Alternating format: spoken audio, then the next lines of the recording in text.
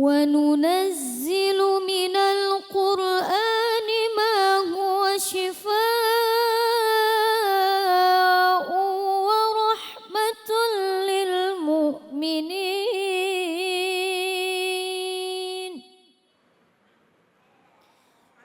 ولا يزيد الظالمين إلا خسارا. Sadaqallahul azim. Sadaqallahul azim. Maha benar Allah dengan segala firman-Nya. Yang sama-sama kita simak adalah dari surah Al-Isra ya. Ibu, bulan Ramadan, bulannya Quran. Kita mulai hari dengan membaca Quran. Terus juga sambil menunggu berbuka puasa setelah siap-siapin makanan. Boleh tuh tadarus Quran ya Bu ya. Sambil berdoa karena katanya waktu menjelang waktu buka puasa itu adalah waktu yang mustajab kalau kita berdoa. Nah, untuk membahas surah yang tadi dibacakan langsung saja kita dengarkan tausiah dari guru kita Ustazah Inaratul Ain. Silakan Ustaz. Assalamualaikum warahmatullahi wabarakatuh. Warahmatullahi wabarakatuh. Ini lemesnya karena puasa apa karena nggak punya uang?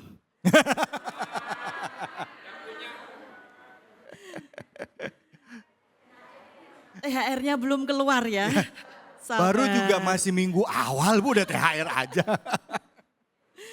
Jadi alhamdulillah Bu, kita diberikan umur yang panjang. Suka yang panjang-panjang? Suka? Kalau suka yang panjang-panjang kita harus panjang juga dalam membaca Al-Quran. Enggak sedikit-sedikit, pendek-pendek selesai. Jadi alhamdulillah kita diberikan hati yang bahagia, pikiran yang lapang, sehingga kita dapat melaksanakan ibadah di bulan Ramadan dengan khusyuk lillahi ta'ala. Jadi di dalam tafsir surat Al-Isra ayat 82 Bu.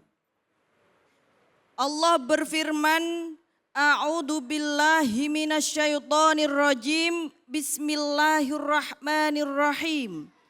Wa nunazzilu minal Qur'ani ma huwa syifaa. Di sini dijelaskan wa nunazzilu minal Qur'an dan telah diturunkan Al-Qur'an. Menurut Asy-Syaikh Mana' Al-Qattan di dalam kitab Mabahis fi Ulumil Qur'an ada rahasia yang sangat besar di balik diturunkannya Al-Qur'an, yaitu untuk memberitahu penduduk samawi atau penduduk langit, yaitu para malaikat, bahwa umat Rasulullah itu sangat mulia. Dan dengan diturunkannya Al-Quran menjadi dasar-dasar syariat untuk kita menjadi umat yang terbaik di muka bumi ini. Bu, kita pingin gak jadi umat yang terbaik? Kalau terburuk? Kalau lebaran pingin baju yang terbaik? Masak pingin masakan yang terbaik? Suami-suami yang terbaik? Istri-istri yang terbaik? Anak-anak yang terbaik? Maka jadilah kita umat yang terbaik dengan berpedoman kepada Al-Quran yang telah diturunkan menjadi pedoman kita, petunjuk hudalinas. Jadi Bu, kalau kita beli alat elektronik belum bisa pakai, itu kan ada buku petunjuk cara menggunakan alat elektronik. Ternyata manusia juga ada buku petunjuknya. Jadi penggunaan manusia itu juga ada petunjuknya. Manusia harus bagaimana, manusia berjalannya, berakhlaknya bagaimana, itu bukunya adalah Al-Qur'anul Karim. Maka kalau kita mau mengetahui sesama manusia, bagaimana akhlaknya, bagaimana iman dan takwanya, itu kita bercermin. Bercermin pada Al-Qur'an. Jadi siapa di sini yang ketika membaca Al-Qur'an suka tersinggung? Jadi kalau baca Al-Qur'an sampai ayat-ayat orang munafik, ternyata saya. Iya. Baca Al-Qur'an sampai pada ayat-ayat orang bakhil, ternyata saya atau ibu. Atau penonton semua Cahaya Hati Indonesia. Enggak ya, insya Allah kita termasuk orang-orang yang selalu memperbaiki diri. Bukan orang-orang yang suka tersinggung. Amin, Allahumma. Amin. Nah, untuk itulah kita harus meyakini bahwa Al-Qur'an ini memiliki fungsi yang luar biasa. Di dalam surat Al-Isra ayat 82 digolongkan menjadi 2 golongan. Yang pertama fungsi untuk orang-orang mukmin dan yang kedua untuk orang-orang yang zalim. Adapun untuk orang-orang yang mukmin yaitu ma huwa syifa'u wa rahmatul lil mu'minin. Yaitu yang pertama Al-Qur'an menjadi syifa atau obat. Jadi di dalam kitab tafsir Al-Qur'anul Karim, Asy-Syaikh Imam Ibnu Katsir mengatakan bahwa Al-Qur'an ini menjadi syifa atau obat penawar. Untuk apa? Untuk qalbun. Untuk hati. Penyakit-penyakit hati yang di dalamnya ma fi qalbi min amradim min syakkin wa nifakin wa syirkin. Yaitu penyakit hati yang berupa keraguan-raguan, yang berupa kemunafikan dan berupa penyakit syirik. Ada di sini yang suka syirik. Syirik lu gitu. Jadi ini adalah penyakit yang harus diobati dan obatnya itu menurut Imam Ibnu Katsir adalah termasuk Al-Qur'anul Karim. Begitu juga Imam Asy-Syaukani menjelaskan di dalam tafsir beliau bahwa Al-Qur'an tidak hanya menjadi penawar bagi sakit batin tetapi juga sakit yang berupa sakit lahiriah. Contoh sakit pusing. Itu bisa diobati dengan ru'yat Al-Qur'an. Beda dengan pusing yang gak punya uang, itu obatnya juga kasih duit ya.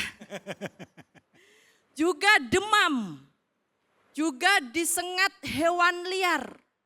Itu bisa menjadi obat bagi penyakit-penyakit tersebut menurut Imam Asy-Syaukani. Sebagaimana di dalam hadis yang diriwayatkan oleh Imam Sa'id Al-Khudri. Bahwasanya pada suatu hari para sahabat datang ke suatu kaum dan di situ pemimpin kaumnya itu tersengat oleh hewan yang ganas sampai demam. Kemudian ditanyakan kepada para sahabat yang lewat, adakah di antara kalian yang bisa menyembuhkan pemimpin kami?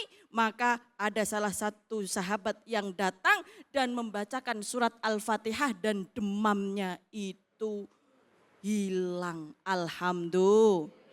Jadi kalau pusing, kalau demam baca Al-Qur'an. Dan selain menjadi obat juga Al-Qur'an menjadi rahmat. Rahmat ini ibu-ibu di dalam surat Al-Fatihah dikatakan Bismillahirrahmanirrahim. Ini basmalah surat Al-Fatihah ayat 1 ya. Ar-Rahman Ar-Rahim ini merupakan rahmat dari Allah. Bedanya jika Ar-Rahman itu adalah rahmat untuk seluruh manusia, tidak membedakan baik itu mukmin maupun kafir mendapatkan nikmat dari Allah, rahmat dari Allah. Tapi Ar-Rahim ini dikhususkan untuk orang-orang yang mukmin. Semoga kita semua mendapatkan rahmat dan kasih sayang Allah baik di dunia maupun di akhirat. Amin. Sesuai dengan apa yang dikatakan oleh Imam Ali As-Sobuni dalam kitab Sofatut Tafasir. Bahwa ada rahmat Allah yang terputus dan ada rahmat Allah yang tidak terputus. Maka sebagai orang-orang mukmin yang kita semua ingin mendapatkan rahmat Allah, inginnya mendapatkan rahmat di dunia dan di akhirat, Ar-Rahman dan Ar-Rahimnya Allah Subhanahu Wa wa ta'ala. ta'ala. Amin Allahumma. Amin, alhamdulillah. Baik, terima kasih banyak Ustazah. Silakan, ada yang mau bertanya? Iya, silakan. Mana tadi orangnya? Nah, itu dia. Assalamualaikum warahmatullahi wabarakatuh. Waalaikumsalam warahmatullahi wabarakatuh. Saya dengan Ibu Mariska dari Majelis Taklim Masjid Raya Harapan Mulia Bekasi. Izin bertanya Ustazah, saya ingin tahu bagaimana caranya agar hati kita selalu senantiasa bergetar ketika kita mendengar serta membaca lantunan ayat-ayat suci Al-Quran. Terima kasih Ustazah. Wassalamualaikum warahmatullahi wabarakatuh. Waalaikumsalam warahmatullahi wabarakatuh. Caranya adalah tambah keimanan kita. Ditambahkan keimanan kita kepada Al-Quran. Karena khasiat Al-Quran sebagai obat itu hanya untuk orang-orang yang mukmin. Nah, ada sebuah penelitian. Kalau ini dalil nakli, ini ada dalil akli. Yaitu sebuah penelitian dari Dr. Ahmad Al-Qadi.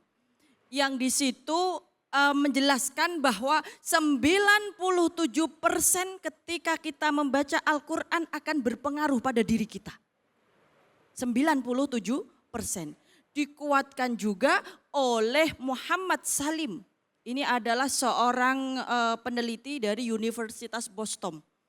Di situ dikatakan bahwa orang yang membaca Al-Quran dengan suara yang keras itu akan menimbulkan vibrasi.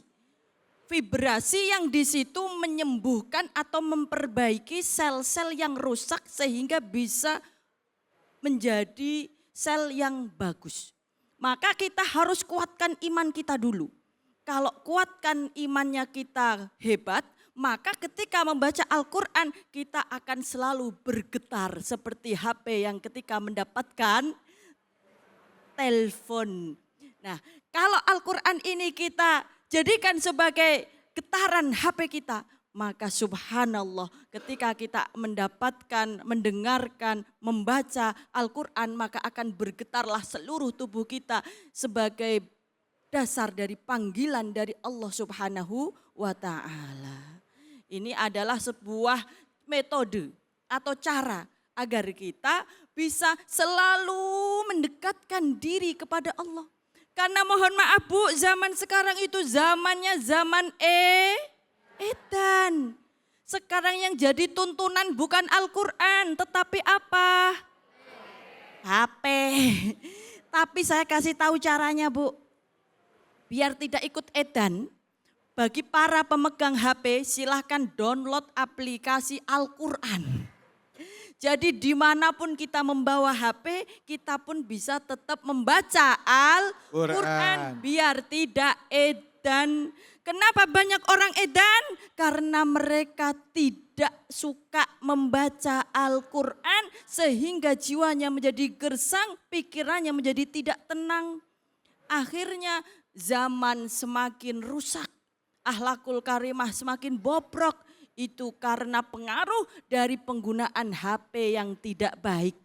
Maka mari kita gunakan mata kita untuk membaca Al-Quran. Telinga kita untuk mendengarkan Al-Quran. Dan amaliyah kita untuk kita berbuat sesuai dengan wa kana khuluquhul Quran. Yaitu dengan akhlak-akhlak Al-Quran. Biar apa Bu? Biar kita tidak jadi Karena kalau orang edan itu pasti tidak bisa menggunakan pikiran dan hatinya dengan baik. Akhirnya apa? Tidak mau menjalankan syariat yang diperintahkan oleh Allah Subhanahu Wa ta'ala. Kita lihat para generasi kita. Jika mereka tidak mau menjalankan syariat Allah, maka itu mereka bagian dari ciri-ciri orang yang edan. Tapi sayang 1000 sayang, zaman sekarang orang yang gak edan, gak keduman. Gak keduman, makanya kita jangan kemudian menjadi edan untuk keduman. Tapi jadilah waras untuk kemudian kita menjadi bagian daripada khidmat terhadap Al-Quran. Buatlah majelis-majelis taklim Al-Quran. Buatlah kita sehari-hari membaca Al-Quran. Supaya apa? Supaya kita tidak mendolimi diri kita sendiri. Karena bagian daripada orang yang dolim adalah ketika orang yang kufur terhadap Al-Quran dan tidak mau meyakini adanya kebenaran daripada Al-Quranul Karim. Baik. Maka di bulan Ramadan kita berbanyak membaca Al-Quran. Allahumma arhamna bil Al-Quran. Baik, alhamdulillah terima kasih banyak Ustazah. Sama. Masya Allah, Bu. Deketin diri sama Al-Quran ya. Nah, kalau ibunya rajin baca Al-Quran, insya Allah anak-anaknya ngikut. Betul apa betul, Bu? Iya kan? Baik, mudah-mudahan apa yang disampaikan Ustazah tadi bermanfaat buat kita semua ya Bu ya. Ustazah terima kasih ilmunya ya Ustazah ya. Itu bisa jadi obat Bu. Bisa jadi obat. Bukan dibakar. Enggak, astagfirullahaladzim. Dibaca. Insya Allah getarannya masuk ke dalam badan kita. Insya Allah ya Ustazah ya. Baik, setelah ini kita akan melanjutkan ya. Kajian kita tentunya di program insya Allah jadi kesayangan kita semua ini di bulan suci Ramadan. Hanya di sini di Cahaya Hati Indonesia.